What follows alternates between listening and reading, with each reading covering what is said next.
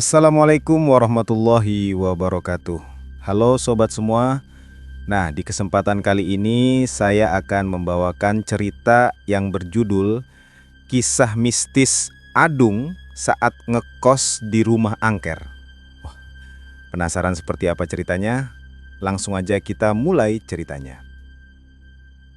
Kadang, sebuah rumah tidak hanya menyimpan kenangan, tapi juga menyimpan sesuatu yang tidak seharusnya tinggal bersama manusia. Itu yang dialami Adung, seorang mahasiswa ekonomi yang baru merantau. Ia hanya ingin mencari tempat tinggal yang tenang untuk belajar. Tapi yang ia temukan justru sesuatu yang mengubah hidupnya selamanya. Adung akhirnya dapat kos yang murah di sebuah kampung tua, tidak jauh dari kampusnya. Rumah kos itu dikelola oleh seorang ibu paruhbaya bernama Budini. Dari luar, rumahnya tampak besar, dengan halaman penuh pohon mangga dan jendela-jendela tua yang catnya sudah mengelupas. Dari kejauhan, rumah itu memang terlihat agak menyeramkan. Tapi saat ia pertama kali datang bersama temannya untuk survei, Adung hanya berpikir praktis. Harga murah, jarak dekat ke kampus, dan kamar yang cukup luas untuk seorang mahasiswa perantauan. Ia tidak terlalu peduli dengan kondisi bangunan yang terkesan tua, karena yang ia pikirkan hanya bagaimana caranya bisa hemat biaya hidup di rantau. Kalau mau kos di sini, syaratnya gampang dek.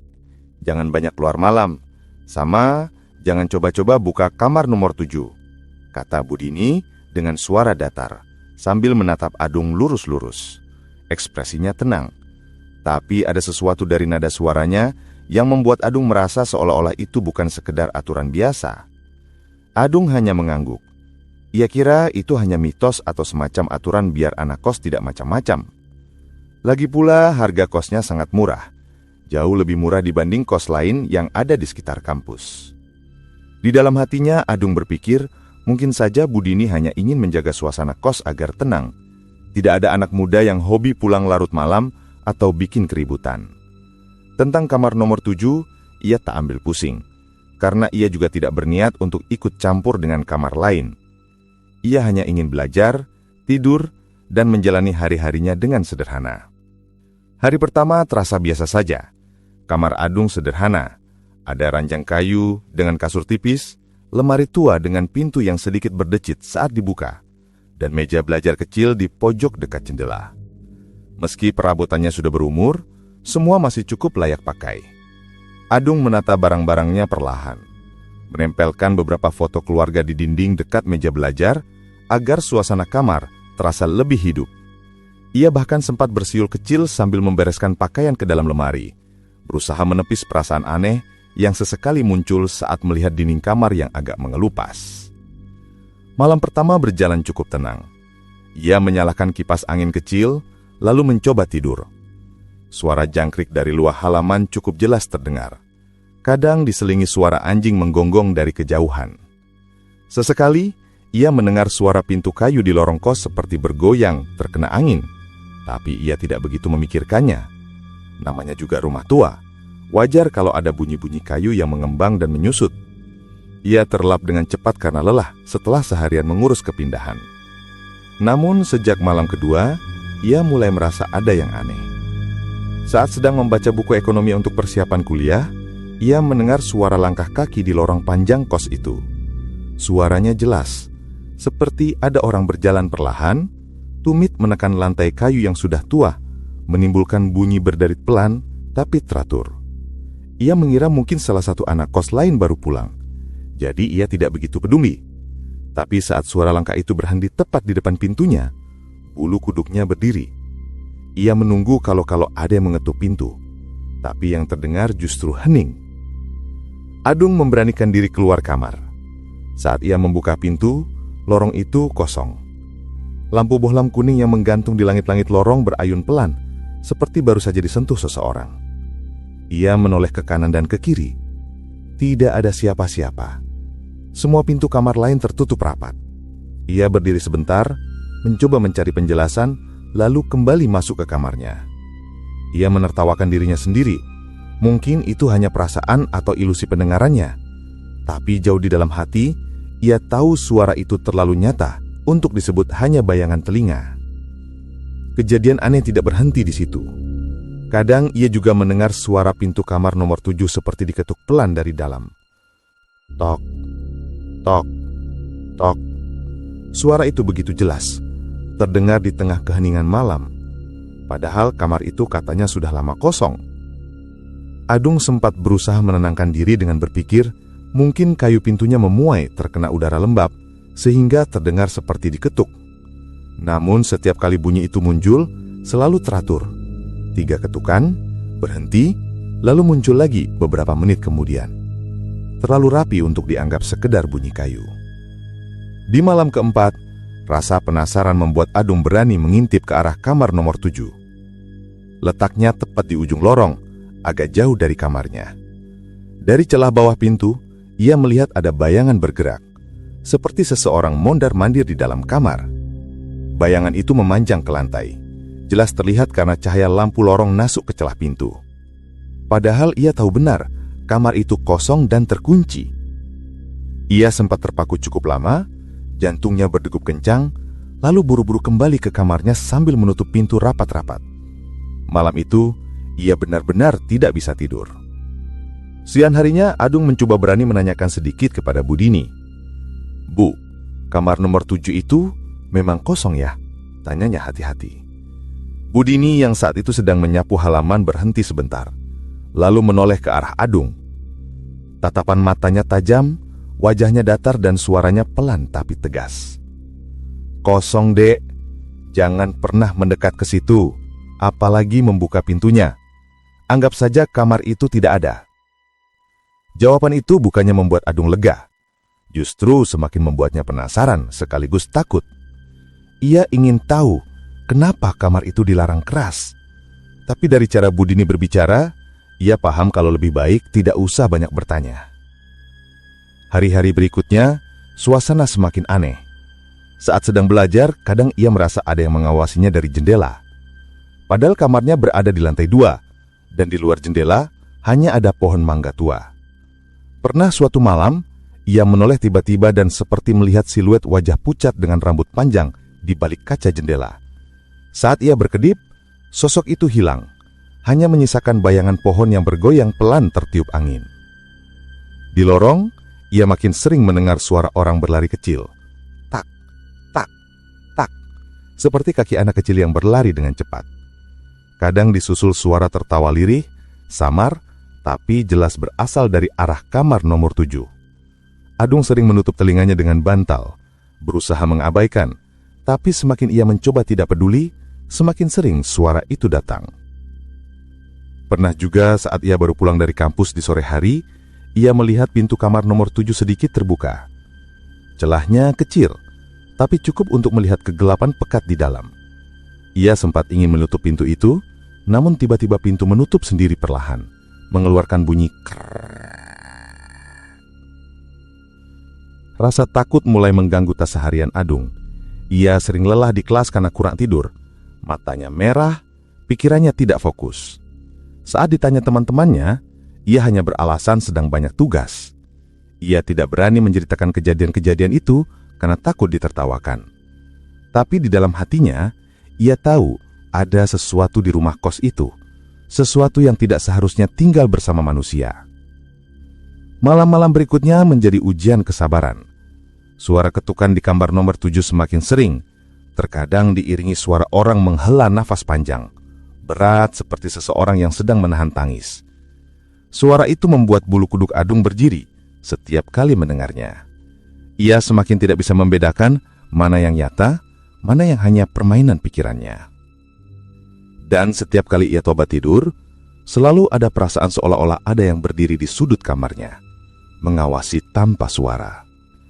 Kadang ia nekat membuka mata, tapi tidak melihat apa-apa. Namun rasa diawasi itu terasa ada, menempel erat seperti udara dingin yang tidak bisa diusir. Hingga akhirnya, di malam ke-10 tinggal di sana, Adung benar-benar yakin bahwa rumah kos itu bukan rumah biasa. Saat itulah, ia mulai menyadari bahwa nasihat Budini di awal bukan sekedar aturan tapi peringatan yang seharusnya ia patuhi sejak awal. Suatu malam, Adung pulang agak larut karena ada tugas kelompok di kampus. Jam dinding di lorong sudah menunjukkan pukul 11 lebih. Udara kampung terasa dingin dan jalan menuju kos hanya diterangi lampu jalan yang redup kekuningan. Saat ia membuka pintu kos, suasana terasa lebih lengang dari biasanya. Udara di dalam rumah seperti lebih berat, seolah-olah ada kabut tipis yang tak kasat mata memenuhi ruangan. Ketika ia masuk ke kamarnya dan menyalakan lampu, mendadak lampu itu mati. Padam begitu saja, padahal sebelumnya baik-baik saja. Hanya tersisa cahaya redup yang masuk dari arah jalan lewat celah jendela. Adung berdiri kaku di dekat pintu, mencoba meraba saklar berulang-ulang tapi hasilnya nihil. Di tengah keheningan itu, telinganya menangkap suara lirih. Suara perempuan yang tertawa kecil dari arah kamar nomor 7. Hihi, hihi. Suara itu sangat pelan, tapi cukup jelas untuk membuat bulu kuduknya berdiri. Tawa itu terdengar seperti ditahan, seakan berasal dari mulut seseorang yang berusaha tidak ketahuan sedang mengintip dari balik pintu. Adung memejamkan mata sejenak, menelan ludah, lalu menghela napas panjang. Ia mencoba menenangkan diri, berpikir positif. Mungkin ada penghuni kos lain yang sengaja bercanda, atau mungkin telinganya saja yang salah dengar, karena suasana terlalu sepi. Namun, saat ia membuka pintu kamarnya dan menoleh ke arah lorong, semua pintu kamar lain tertutup rapat. Tidak ada tanda-tanda kehidupan. Tidak ada suara televisi, tidak ada percakapan, bahkan tidak ada suara napas manusia. Rumah kos itu terasa benar-benar kosong. Hanya suara detik jam dinding dari ruang tengah yang terdengar samar. Adung kembali masuk ke kamar dengan jantung berdegup kencang. Ia berbaring sambil menatap langit-langit, mencoba tidur meski lampu mati. Namun, matanya terus terbuka lebar. Pikirannya penuh tanya. Keesokan paginya, ia memberanikan diri bertanya pada Budini saat bertemu di halaman. "Bu, kamar nomor 7 itu memang kosong kan?" Suaranya bergetar meski ia berusaha terdengar biasa. Budini berhenti sebentar, menatapnya lama. Pandangannya seolah ingin menembus isi kepala Adung. Setelah hening beberapa detik, ia menjawab pelan. "Jangan pernah mendekat, Dek. Kalau dengar suara apapun dari situ, pura-pura saja tidak dengar." Jawaban itu semakin membuat Adung bingung. Kalau memang kosong, kenapa Budini justru menyuruhnya berpura-pura tidak mendengar? Kalimat itu terdengar lebih seperti peringatan daripada penjelasan. Ia merasa seolah-olah Budini tahu ada sesuatu yang memang sengaja dibiarkan di kamar itu. Sejak saat itu, suasana kos jadi semakin mencekam bagi Adung. Malam-malamnya terasa panjang. Suara langkah kaki di lorong yang dulu hanya samar, kini semakin jelas. Kadang terdengar berat, seperti langkah orang dewasa yang berjalan pelan. Kadang terdengar ringan, seperti langkah anak kecil yang berlari kecil. Tak, tak, tak. Suara itu sering berhenti tepat di depan pintu kamarnya, membuat jantungnya seakan meloncat ke tenggorokan. Bukan hanya itu, bau anyir juga sering muncul tiba-tiba. Bau besi yang menusuk hidung, mirip darah segar, kadang bercampur dengan aroma apek kayu tua yang lembab. Bau itu paling sering tercium saat ia melewati kamar nomor 7. Setiap kali ia mencoba mempercepat langkah, rasa takutnya semakin menjadi-jadi. Seolah-olah ada sesuatu di dalam kamar itu yang sedang memperhatikannya. Hingga suatu malam, kejadian yang lebih menyeramkan terjadi. Adung terbangun tiba-tiba di tengah malam. Tubuhnya terasa berat, seperti ditekan sesuatu. Matanya terbuka, tapi ia tidak bisa menggerakkan tangan atau kaki. Suara kipas angin di pojok kamar masih terdengar pelan, tapi ada sesuatu yang aneh di dalam ruangan. Ia merasakan kehadiran yang asing, kehadiran yang dingin dan menekan. Pelan-pelan, ia menyadari ada sesuatu yang berbeda di ujung ranjangnya. Dalam remang-remang cahaya dari luar jendela, terlihat bayangan seseorang sedang duduk di sana. Rambut panjangnya terurai menutupi wajah, tubuhnya membungkuk ke depan, dan kain bajunya tampak sobek penuh noda hitam pekat. Ia ingin berteriak, tapi suaranya tercekat. Tubuhnya tetap kaku, hanya matanya yang bisa bergerak. Pelan-pelan, sosok itu mengangkat kepalanya. Rambutnya bergeser memperlihatkan wajah pucat pasi dengan mata hitam kosong, bola mata yang gelap pekat tanpa cahaya. Kulitnya retak-retak seperti tanah kering, dan dari sudut bibirnya menetes cairan hitam pekat. Adung merasakan udara kamar mendadak turun suhunya, dingin menusuk tulang. Jantungnya berdetak semakin cepat, napasnya tersengal-sengal, tapi tubuhnya tidak bisa bergerak. Sosok itu terus menatapnya dengan mata kosong, tanpa ekspresi, tapi penuh tekanan yang membuat darahnya serasa berhenti mengalir. Waktu terasa sangat lambat. Setiap detik terasa seperti 1 jam penuh penderitaan. Dalam hati Adung berdoa sekuat-kuatnya, memohon agar sosok itu pergi. Lalu, pelan-pelan, sosok itu mendekat. Tubuhnya merayap ke arah Adung di atas ranjang. Rambut panjangnya menyapu kaki Adung, membuat kulitnya merinding hebat. Saat jarak wajah sosok itu tinggal sejengkal, tiba-tiba lampu kamar menyala kembali dengan sendirinya. Sosok itu lenyap dalam sekejap, hanya menyisakan udara dingin dan bau anyir yang semakin menusuk. Adung langsung bisa menggerakkan tubuhnya. Ia bangkit sambil terengah-engah, keringat dingin membasahi wajahnya. Ia menatap sekeliling, tidak ada siapa-siapa, tapi rasa takutnya belum hilang. Ia tahu, apa yang ia lihat bukan mimpi. Itu nyata, terlalu nyata untuk dilupakan. Adung akhirnya tidak bisa menahan rasa takut dan rasa ingin tahunya lebih lama lagi. Siang itu, setelah semalaman tidak bisa tidur karena bayangan sosok perempuan berambut panjang yang sempat ia lihat duduk di ujung ranjang, ia memberanikan diri mendatangi Budini. Perempuan Parubaya itu sedang menyapu halaman, dengan wajah datar seperti biasa.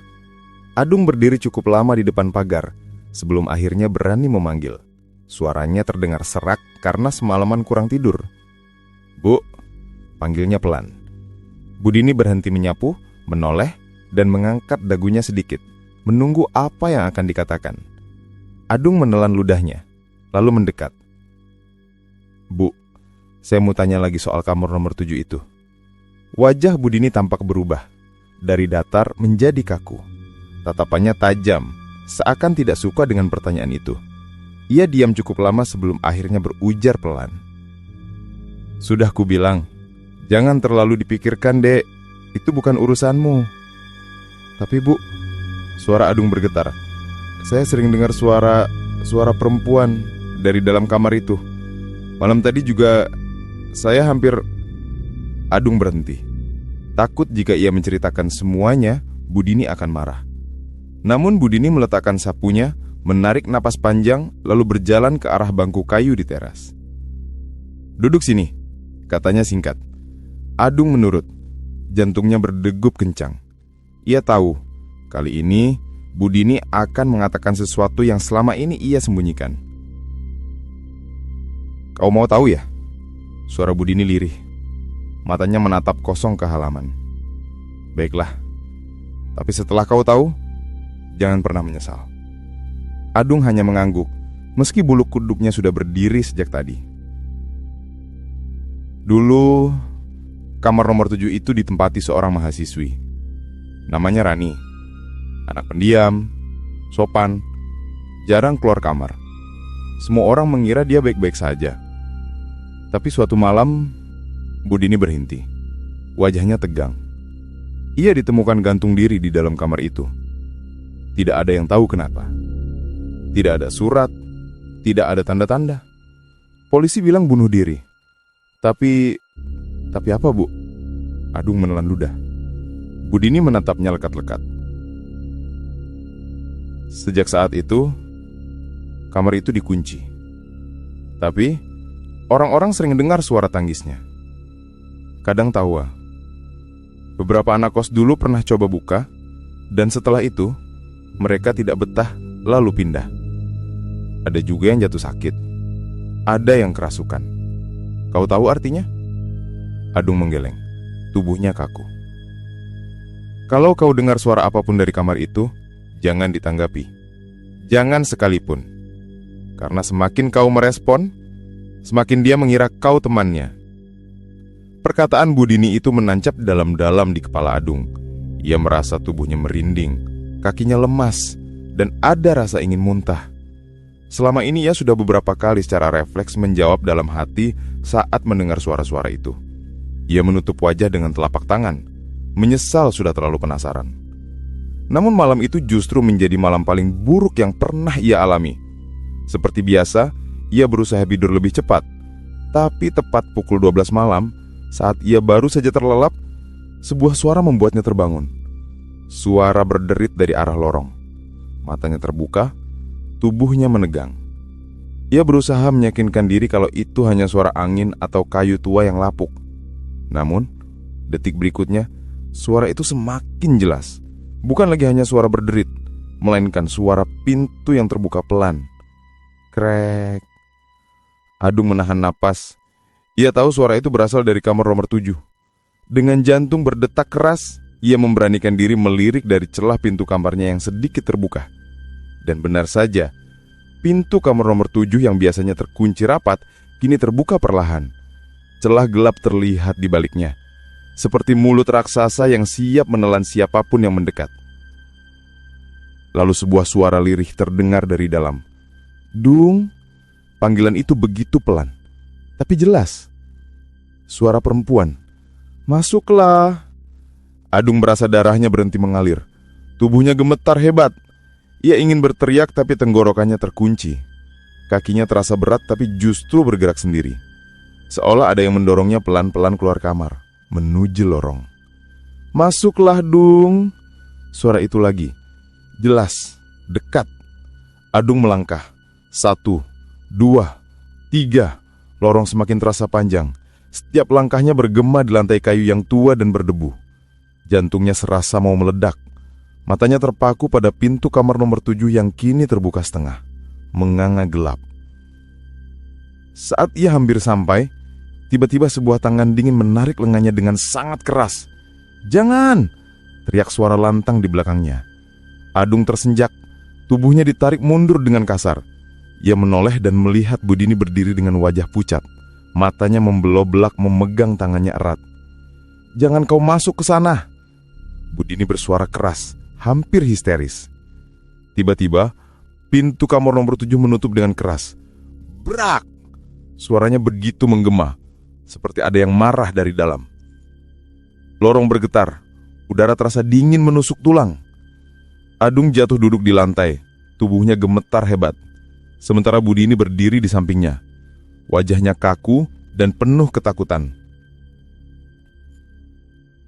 "Kalau kau masih ingin hidup," suara Budini pelan, tapi tegas, "jangan sekali-kali mendekat lagi. Jangan pernah." Malam itu Adung tidak bisa tidur. Ia hanya duduk di pojok kamar, tubuhnya masih gemetar. Setiap kali ia menutup mata, ia dengar suara lirih memanggil namanya dari lorong. Namun ia berusaha sekuat tenaga tidak merespon. Hari-hari berikutnya terasa seperti neraka. Suara langkah kaki di lorong makin sering terdengar. Bau anyir makin tajam, kadang memenuhi seluruh rumah kos. Malam-malamnya selalu dihantui rasa was-was karena ia tahu sosok itu masih mengintainya. Hingga akhirnya, ia tidak tahan lagi. Suatu pagi, tanpa pamit, tanpa mengucapkan selamat tinggal pada Budini atau penghuni lain, ia mengemasi barang-barangnya. Dengan wajah pucat dan tubuh lemas, ia keluar dari rumah kos itu, tidak menoleh sedikit pun. Adung pindah ke tempat lain dan berusaha melupakan semua yang terjadi. Namun sayangnya, ada beberapa hal yang tidak bisa benar-benar dilupakan. Bertahun-tahun setelahnya, setiap kali Adung melewati kampung itu, ia masih melihat rumah kos tua itu berdiri dengan jendela-jendela kusamnya. Pohon mangga di halamannya masih ada, meski daunnya semakin jarang. Warga sekitar bilang, kamar nomor 7 tetap dikunci rapat, tidak pernah dibuka. Tapi suara tangisan dan tawa masih sering didengar oleh siapapun yang nekat lewat malam-malam. Adung selalu bergidik jika tanpa sengaja melewati rumah itu. Ingatan tentang malam ketika ia hampir masuk ke kamar nomor 7, malam ketika pintu itu terbuka sendiri, selalu kembali menghantuinya. Dan ia tahu satu hal dengan pasti. Jika malam itu Budini tidak menariknya, Jika ia benar-benar melangkah masuk ke kamar nomor 7, mungkin saat ini ia tidak akan lagi duduk tenang menceritakan kisah ini.